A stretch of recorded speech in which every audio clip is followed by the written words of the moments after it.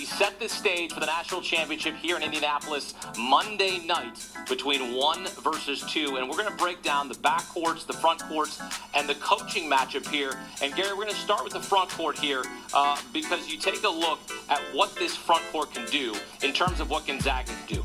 Drew Timme, Corey Kispert, you would give them the edge. What does Baylor have to do to disrupt them?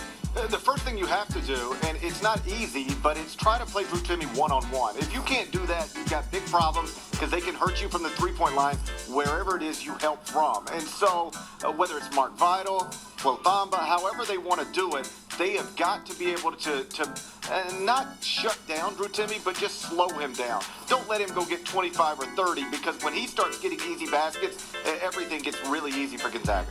Yeah, there's no doubt about it. Drew Timme actually said 20 points on 50% shooting through 4 games. Only Zion Williamson in 2019 and Blake Griffin in 2009. Those are #1 overall picks in the NBA draft. Only players in the past 25 years to do this.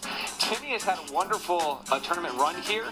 Trying to contain him has to be objective number 2, and the only one that falls above that is Davion Mitchell locking down Jalen Suggs from Baylor's perspective overall. But Timme has done a brilliant job in terms of stepping up to the moment for the most part. He wasn't the best player on the floor for Gonzaga over the course of the entire game, but he was down the stretch of the second half, and it was really when not only when he took the charge, but one of the biggest plays, one of the biggest swings in that UCLA game was the Suggs block, amazing pass in transition, but Timme got out on the run, flushed it home. That was a 4-point swing. How he plays, I think, through both halves, first and second, is going to be pretty critical, Hakeem, to Gonzaga.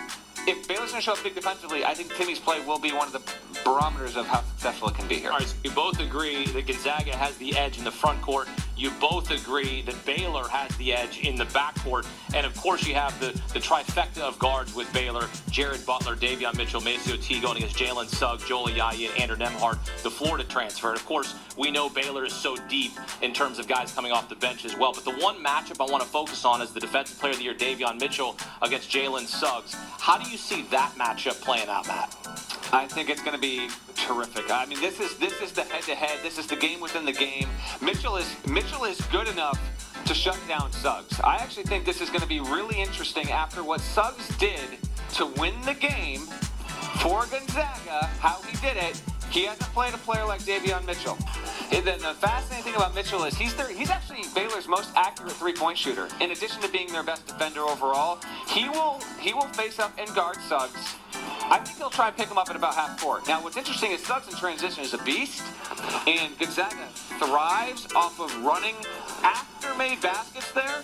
But yes, clearly, GP, what Mitchell can do against Suggs is got to be the most must-watch thing in this game, because we always love point guard matchups and head-to-head guard matchups. It's been a long time since we had a player this good on defense faced against a potential top 3 NBA pick in a Final Four/championship game.